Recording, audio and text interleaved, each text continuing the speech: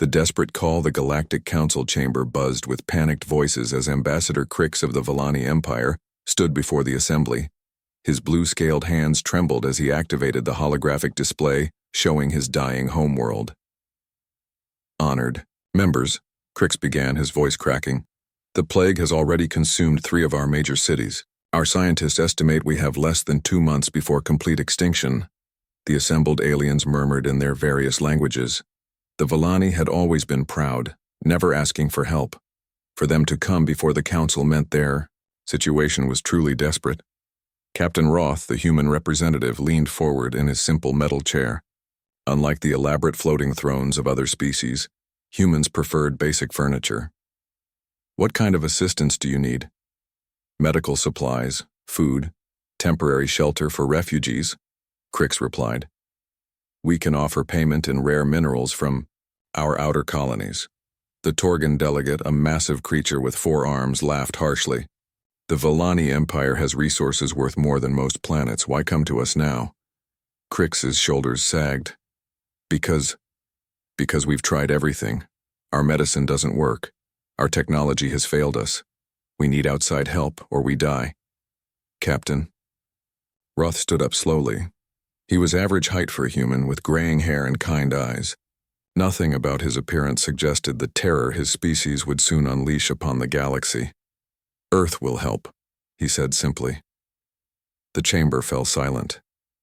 Humans were still considered a young species by galactic standards. They had joined the Council only 50 years ago, and were known mainly for their strange habit of forming emotional bonds with other species' pets. You? The crystalline empress spoke, her voice ringing like broken glass. What could humans possibly offer that our advanced civilizations cannot? Roth smiled. We're good at solving problems. Within hours, human ships began arriving in Villani space. They came not as a military fleet, but as a convoy of hospital ships, supply vessels, and research stations. Each ship bore the simple logo of the Human Aid Foundation, a pair of hands reaching toward a star. The Villani watched in amazement as humans worked tirelessly to help them. Dr. Kate Mills, a young medical officer, spent 18 hours straight treating plague victims. Her team developed new treatments by combining human medicine with Villani biology in ways no one had thought possible. Engineer Tom Blake led construction crews that built temporary cities for refugees in just days. The structures were simple, but effective. Humans had learned to build quickly from their history of natural disasters and wars. But it was the psychological support that surprised everyone most. Humans didn't just treat the disease. They sat with the dying, comforted the grieving, and gave hope to those who had lost everything. They shared their own stories of overcoming disasters, plagues, and seemingly impossible challenges. I don't understand, Crix confided to Captain Roth as they watched human medics working in a Villani hospital. Why do your people care so much? We're not even the same species. Roth was quiet for a moment. On Earth, we learned something important. When someone is suffering, you help them. It doesn't matter who they are or where they come from, that's what makes us human. The other council members watched the human relief effort with growing unease. The Torgan military advisors noted how efficiently humans organized logistics. The crystalline empress observed how quickly humans adapted their technology to work with alien systems. The reptilian syndicate's spies reported that humans were learning everything about Villani society, technology, and weaknesses. But the Villani themselves saw only kindness. They saw humans working without sleep to save lives, sharing their food with strangers and treating alien children as if they were their own. As the plague began to retreat under human medical intervention, something else was happening. Grateful Villani began volunteering to help the human aid workers. They shared their knowledge freely, taught humans their language, and invited them to participate in their cultural ceremonies. Captain Roth stood on the observation deck of the Yad human flagship watching the planet below. Cities were being rebuilt, the sick were recovering, and millions of lives had been saved. But his expression was not entirely satisfied. "Sir?" asked his aide, Lieutenant Park. "Is something wrong?" Roth turned from the window. "Wrong? No, Lieutenant. Everything is going exactly according to plan. The young officer looked confused. Plan, sir? Roth smiled that same kind smile he had shown the Galactic Council. Phase E1 is complete. The Volani trust us completely. They'll do anything we ask, and the best part is they'll thank us for it. As human ships prepared to depart Volani space, loaded with grateful refugees and detailed intelligence about their new alien friends, the galaxy had no idea that humanity's greatest conquest had just begun. The pattern emerges 6 months after. The Volani crisis. The emergency beacon from the Keth system pierced through subspace like a scream. The insectoid Keth had always been isolationists, building their hive cities in the asteroid belts far from other civilizations. For them to send a distress call meant something terrible had happened. Admiral Vex of the Torgan fleet received the transmission first. The message was simple but desperate. Solar storms destroying our colonies. Millions dying. Need immediate evacuation. The Galactic Council convened within hours. Ambassador Crix, now fully recovered and serving as the Volani representative, stood to address the assembly. His blue scales gleamed under the chamber lights as he spoke with newfound confidence. The Keth need our help, he declared. Just as humans helped us, we must extend aid to others in need. Captain Roth, still wearing his simple uniform among the elaborate robes of other delegates, nodded thoughtfully. Earth stands ready to assist as always. But this time he wasn't alone. 3 other species that had received human aid in recent months also volunteered immediately. The aquatic depths dwellers, saved from a mysterious ocean plague, offered their water purification technology. The silicon-based builders, rescued from equipment failures that had threatened their mining operations, provided construction expertise. The crystalline Empress watched this display with growing suspicion. How convenient that humans always have. The perfect solution, she remarked, her voice sharp as breaking glass. Captain Roth smiled politely. We've learned that every problem has an answer if you look hard enough. The human relief fleet arrived at the Keth system within days, but unlike their previous solo effort with the Volani, this time they brought allies. Volani medical ships worked alongside human hospital vessels. Aquatic engineers collaborated with human technicians to build radiation shields. The operation was larger, more efficient, and more impressive than any previous council relief effort. Dr. Mills, now promoted to chief medical officer, worked tirelessly in the Keth hive cities. The insectoid's anatomy was completely different from anything she had encountered, but human adaptability proved invaluable once again. Within weeks, human-designed radiation treatments were saving thousands of Keth lives.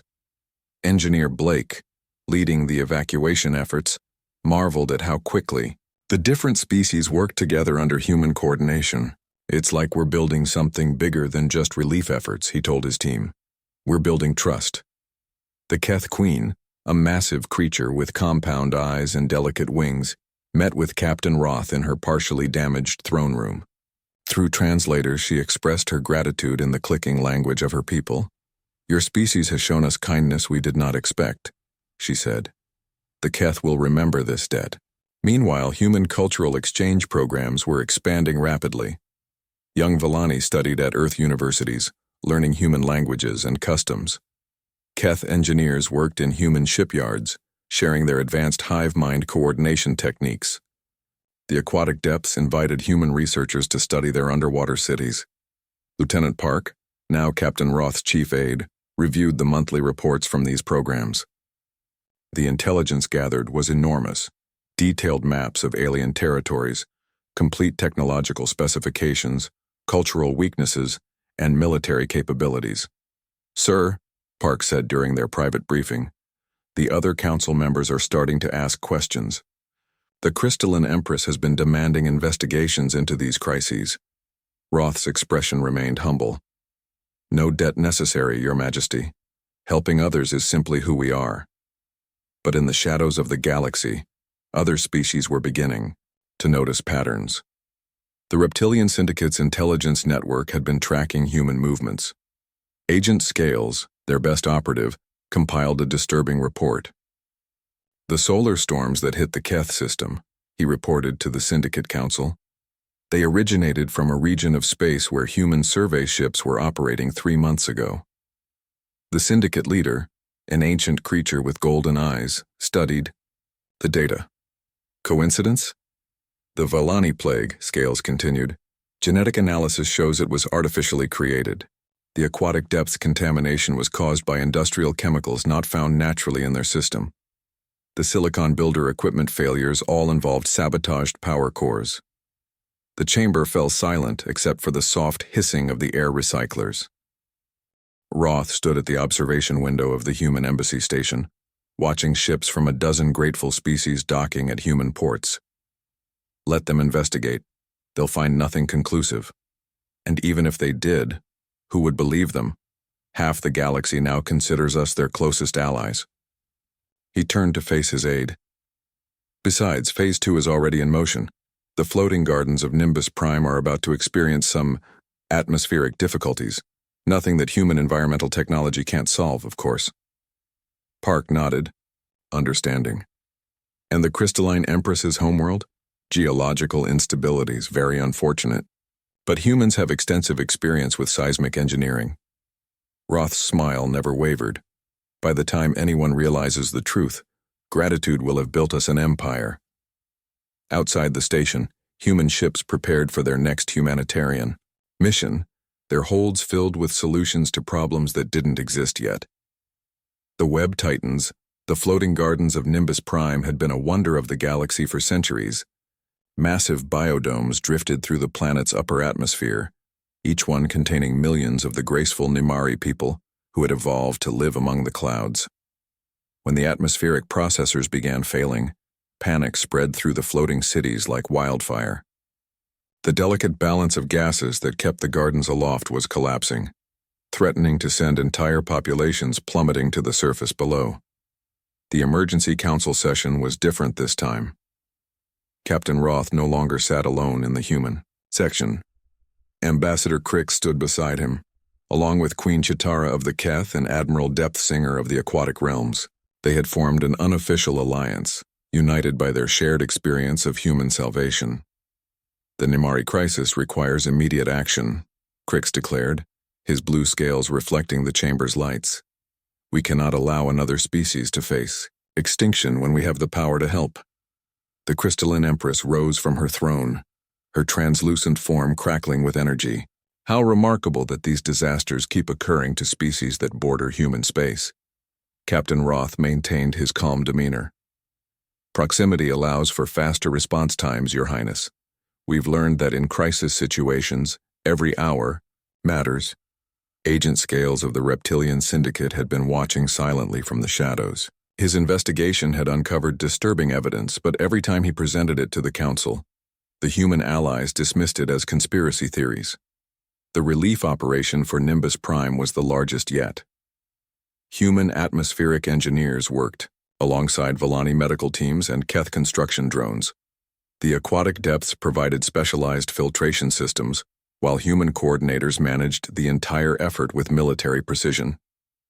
Dr. Mills found herself treating Nimari civilians, who had been exposed to toxic atmospheric changes. The floating people were elegant creatures with hollow bones and delicate respiratory systems, perfectly adapted to their aerial environment.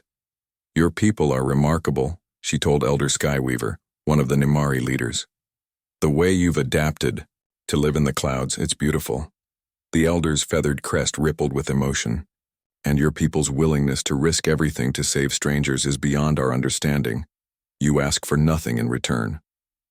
But that wasn't entirely true. Human cultural attachés were already establishing exchange programs. Young Nimari would study human atmospheric sciences, while human researchers gained access to anti-gravity technology that had eluded Earth scientists for decades. Engineer Blake supervised the installation of new atmospheric processors, devices that bore suspicious similarities to human environmental systems. Funny how our tech adapts so well to alien environments, he mentioned to his team. Almost like it was designed for it. The operation was a complete success. The floating gardens were saved, and the Nimari people added their voices to the growing chorus of species grateful to humanity. But in the secure communication rooms of non-aligned species, darker conversations were taking place. The Crystalline Empress convened a secret meeting on the neutral world of Haven Station. Representatives from the Reptilian Syndicate, the Torgan Empire, the Silicon Collective, and 3 other independent species gathered in a shielded chamber. "We need to face facts," the Empress announced, her form shifting between solid and crystal as emotions affected her molecular structure. "These crises are not coincidental." Agent Scales presented his evidence again, but this time to a more receptive audience. Genetic markers in the Volani plague match human biowarfare research. The solar storms that hit the Keth originated from human survey routes. The atmospheric contamination on Nimbus Prime contains industrial compounds found only in human manufacturing. General Ironjaw of the Torgan military studied the data with his 4 eyes. "Even if this is true, the affected species won't believe it. They worship humans as saviors." "That's the brilliance of it," whispered Counselor Hivemind of the Silicon Collective, speaking through 1,000 small voices. "Create the problem, provide the solution, earn eternal gratitude." The Empress's crystalline form darkened. "They're not conquering through force. They're conquering through obligation." Meanwhile, Captain Roth was reviewing reports in his private office aboard the human flagship. The latest intelligence from the exchange programs was remarkable. Complete technological specifications for anti-gravity systems, detailed maps of Nimari territories, and psychological profiles of their leadership. Lieutenant Park entered with the daily briefings. "Sir, our surveillance indicates the independent species are meeting secretly." Roth nodded calmly. "Expected. They're starting to connect the dots." "Should we be concerned?" "Not at all." Roth activated a holographic display showing the galaxy's political alignment. Green markers indicated human allied worlds, while red showed the independent holdouts. The green vastly outnumbered the red. Let them theorize. Half the galaxy now depends on human aid for their basic survival. Even if the truth came out, who would they turn to? He highlighted several more star systems on the display. The Metallic Confederation is about to experience some reactor malfunctions. The Gas Giant Collective will face atmospheric storms. The Tree Dwellers of Verdant will discover a blight in their forests. Park studied the targets. All independent species. All future grateful allies. Roth's smile held no warmth. By the time they realize what's happening, every species in the galaxy will owe their existence to human generosity, the perfect foundation for an empire.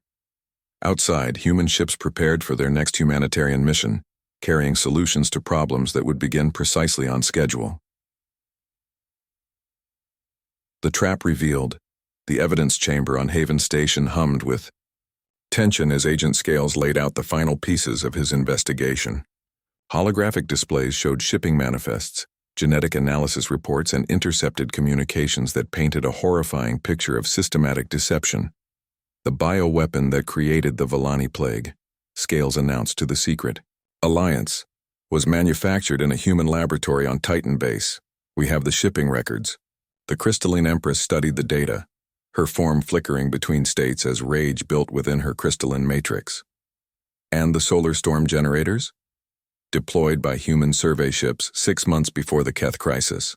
They've been positioning weapons disguised as research equipment throughout the galaxy." General Ironjaw slammed his massive fist on the table, denting the metal surface.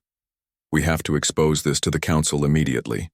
But Counselor Hivemind's 1,000 voices whispered, in unison, "It won't matter. Look at the voting record since the crises began." The holographic display shifted to show Council voting patterns. Every major decision now went humanity's way, supported by their grateful allies. The Volani, Keth, Nimari, and 6 other rescued species formed a reliable voting bloc that could override any opposition. They don't just have allies, the Empress realized with growing horror. They have servants who don't know they're servants. The truth was worse than they had imagined. Human cultural exchange programs had infiltrated every aspect of the allied species' societies. Human advisors now sat in government positions across dozens of worlds. Human technology had become essential to the survival of the very species they had saved. Agent Scales activated another display. We tried to warn Ambassador Crix directly. He reported our meeting to Captain Roth within hours. The recording played Crix's voice, full of righteous anger. The reptilian syndicate is spreading lies about our human friends. They claim the plague was artificial, that humanity orchestrated our suffering. How dare they insult the species that saved us? On the human flagship, Captain Roth received the report with satisfaction. His network of grateful informants was working perfectly. Every secret meeting, every suspicious investigation, every moment of doubt was reported back to him by the very species who thought they were protecting humanity from jealous rivals. "Sir," Lieutenant Park reported, "the independent species are planning to present their evidence to the full council tomorrow." Roth nodded calmly. "Let them.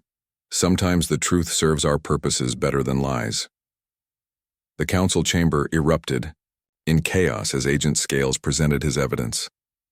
The holographic displays showed the manufactured plagues, the artificial disasters, the systematic targeting of independent species. The proof was overwhelming and undeniable. But the reaction was not what the Independent Alliance had expected. Ambassador Crix stood, his blue scales shimmering with emotion. "Even if this is true, which I doubt, it changes nothing. Humans saved my people from extinction. Whatever their methods, their hearts were pure." Queen Chitara's compound eyes reflected the chamber lights as she spoke for the Keth. "My hive lives because of human intervention. We do not care about political motivations. We care about results." Elder Skyweaver of the Namari floated gracefully to the speaker's platform. "The independent species fear human influence because they have never experienced human compassion.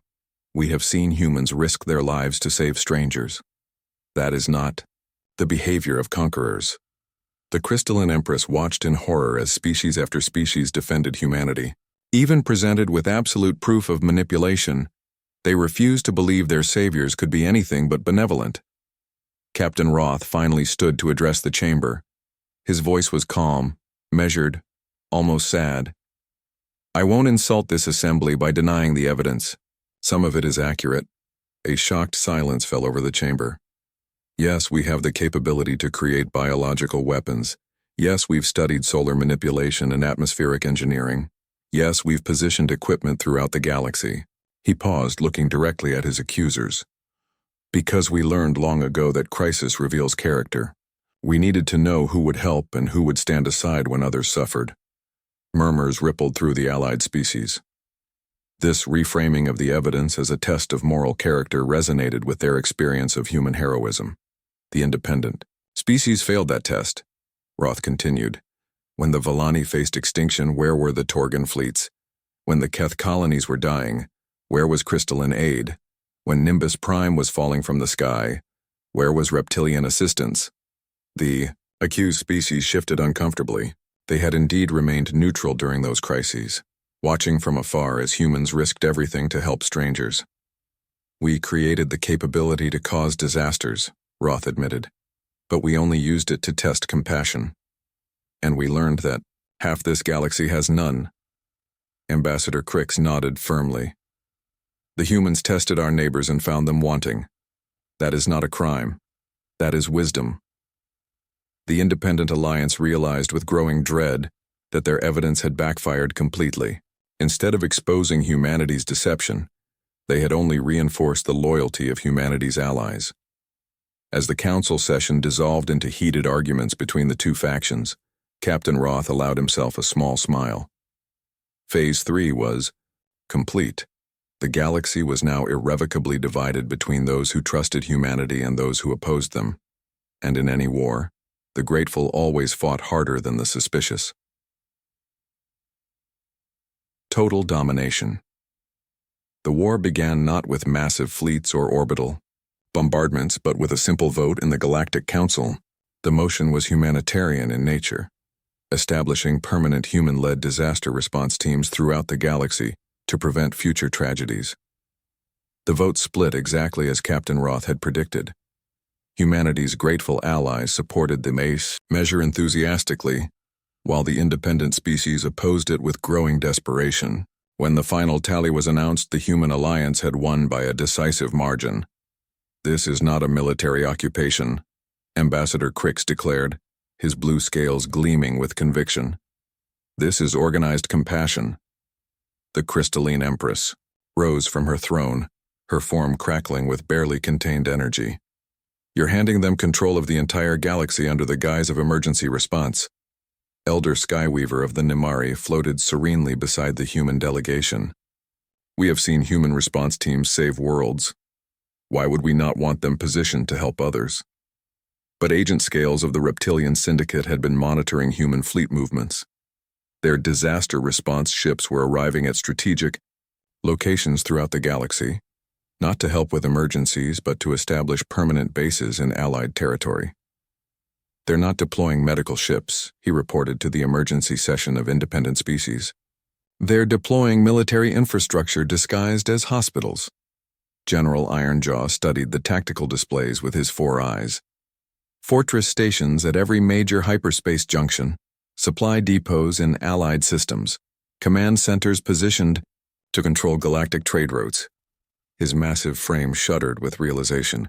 They're already in position to blockade any system that opposes them. The truth was even more sophisticated than military positioning. Human cultural advisors had become indispensable to their allied governments. Villani administrators consulted human experts on every major decision. Keth Hive Queens relied on human coordination specialists to manage their complex societies. Nimari flight controllers used human atmospheric prediction systems that could be shut down remotely. Dr. Mills, now Director of Interspecies Medical Cooperation, worked from her office aboard the massive hospital ship, Mercy, but the vessel's medical bays were only part of its purpose. Deep in its hull, intelligence centers monitored communications across dozens of worlds.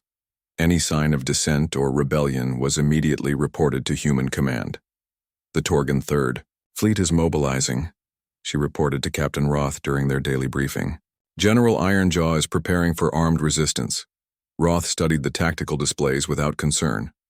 "How unfortunate. Alert our Keth allies that Torgan aggression threatens the hive colonies near their border." Within hours, Queen Chitara was addressing the Keth military councils. "The Torgans mass their fleets near our territory, while humans work tirelessly to protect galactic peace. We cannot allow aggressive species to threaten those who have shown us kindness."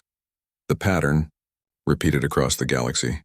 When the Reptilian Syndicate attempted to form a military alliance against human expansion, their aquatic neighbors, grateful for human assistance during their contamination crisis, blockaded Syndicate shipping lanes to prevent the transport of weapons that could threaten humanitarian efforts. When the Crystalline Empress tried to rally opposition through diplomatic channels, the Nimari controlled the communications networks. Messages were delayed, altered, or lost entirely. The Empress found herself isolated, unable to coordinate resistance with other independent species.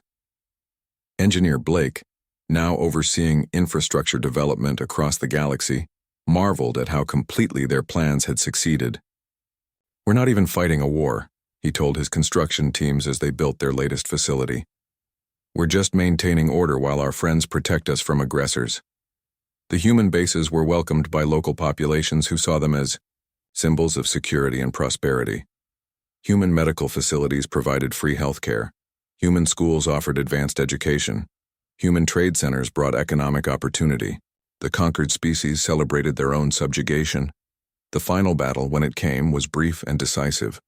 The remaining independent species launched a coordinated attack on human positions, hoping to expose the military nature of the humanitarian installations, but they found themselves fighting not just humans but half the galaxy. Villani medical ships provided support. Keth construction drones repaired damage. Nimari pilots flew reconnaissance missions. Aquatic engineers maintained supply lines. Every species that humanity had saved threw themselves into defending their saviors. Captain Roth watched the battle reports from his command center aboard the flagship Compassion. The irony of the name was not lost on him. They had conquered an entire galaxy using nothing but kindness and gratitude. "Sir," Lieutenant Park reported. The last independent stronghold has surrendered. The crystalline Empress is requesting terms. Roth nodded calmly. Standard humanitarian occupation, medical assistance, infrastructure development, cultural exchange, programs. The same terms we've offered everyone else.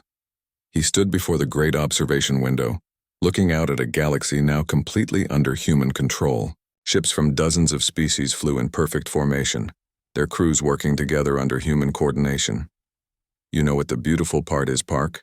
Roth asked his aide. They still think we're the heroes. Every species we conquered believes them. We saved them. They'll fight to the death to protect us from anyone who threatens human authority. Park studied the displays showing complete human dominance over galactic civilization. And if anyone ever questions our methods? Roth smiled, that same kind, gentle smile he had worn when first addressing the Galactic Council. Then our grateful friends will explain how human compassion saved the galaxy from chaos. After all, who would believe that monsters could be so kind? Outside the ship, the galaxy continued its business under human supervision, every species convinced they were living in an age of unprecedented peace and cooperation. The perfect empire, built not on fear, but on love. The end.